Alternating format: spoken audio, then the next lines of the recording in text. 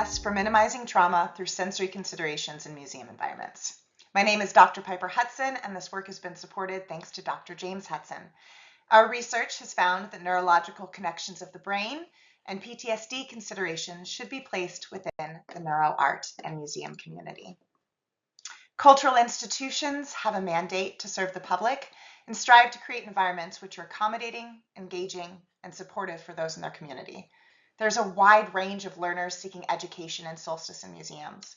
For many, sensory considerations can play a key role in creating a welcoming and accessible environment.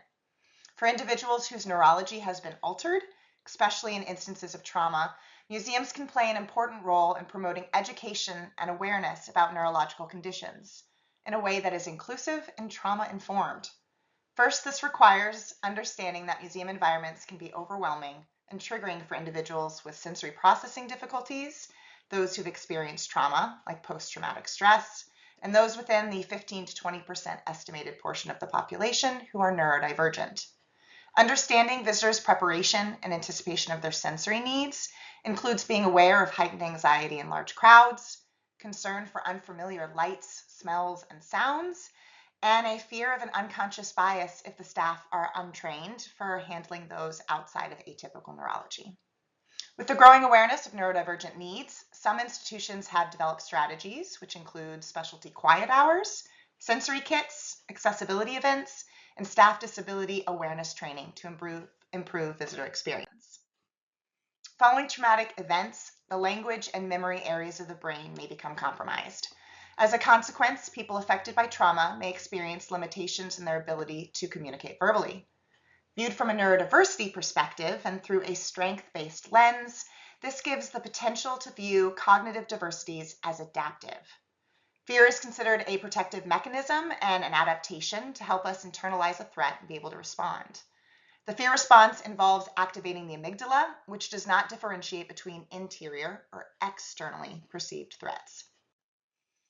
Now, traumatic events activate our sympathetic nervous system, which through evolutionary adaptation compels us to respond with fight, flight, or freeze behavior. While these responses can be healthy and help us survive, they can have a detrimental effect long after the traumatic event has actually ended. Engaging a sensory-sensitive audience now includes integrating kinesthetics or tactile exhibits and wayfinding features such as the inclusion of Braille maps. Significant improvements have occurred in the integration of reflective spaces, where sensory modalities allow individuals who are overstimulated to regulate themselves. And through this cognitive flexibility, we've noticed there's been an extended duration of the stay for those individuals who have spaces in order to process. Now, additional exhibition design implementations include low or transitional lighting, soothing natural soundscapes, tactile or biophilic elements, and the options for visitors to exit at any time. Sensory maps are guides that highlight sensory-friendly areas and features of the museum, such as these quiet spaces, lower highlighting, and areas that have tactile and other sensory stimuli exhibits. Potentially crowded areas are highlighted, and as well as identification of more high-traffic times of day, as well as shifts, especially dramatic ones, in lighting and sounds. The British Museum actually includes information of potentially offensive olfactory sensory areas on their maps as well. Smells can provide a memory which helps identify a place, and the effect of climate should even be considered in creating these. Now, an adaptive experience that can only change based upon the environments of those around it has the ability to react both to the physical and emotional states of visitors. And this is what can really create these compelling experiences that we're wanting to make for our visitors nowadays.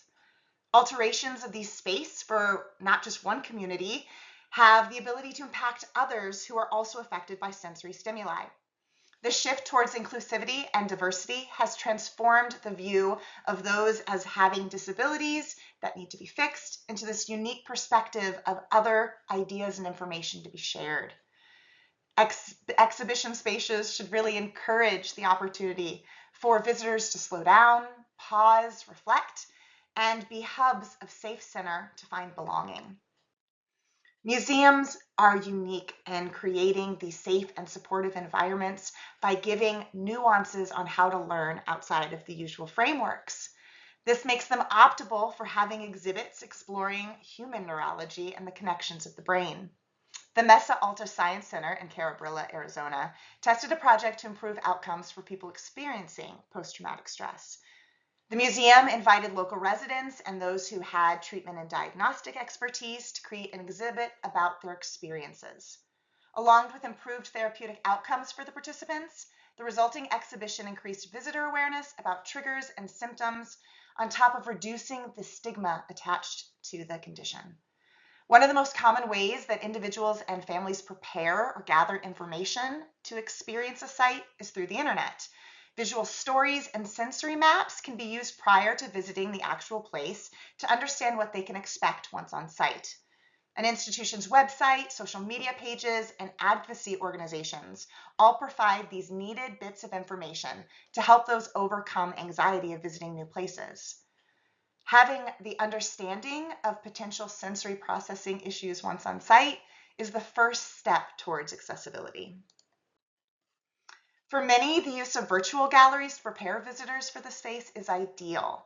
This not only allows the information to provide people with individualized areas of concern, but also to identify the transition of different space sizes for those with processing spatial information troubles. The advances in technology, coupled with the demand for virtual experience, really accelerated during the pandemic.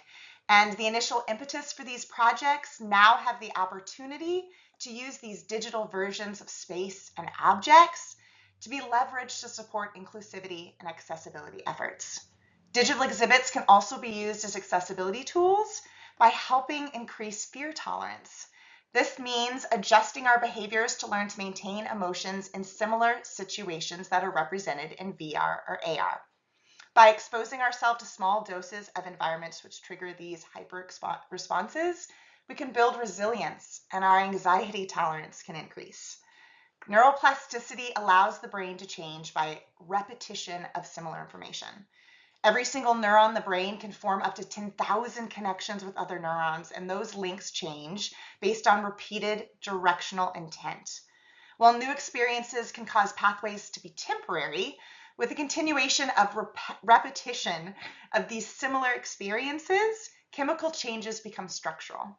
The more accustomed we become to a space and our needs within it, the more we can connect different regions of the brain and begin to strengthen them into positive reactions. This can increase not only visitor enjoyment, but help them improve their self-awareness and develop adaptability to new environments. Museums are increasingly becoming spaces for promoting learning and education about complex topics, including the human brain and neurological conditions. We hope that by sharing our research into leveraging the communities both of neurodivergency and PTSD and sensory processing will help to highlight the potential to minimize triggers in exhibition spaces. In order to promote inclusivity, museums must transition from being passive spaces to actively integrating as cultural hubs and community builders.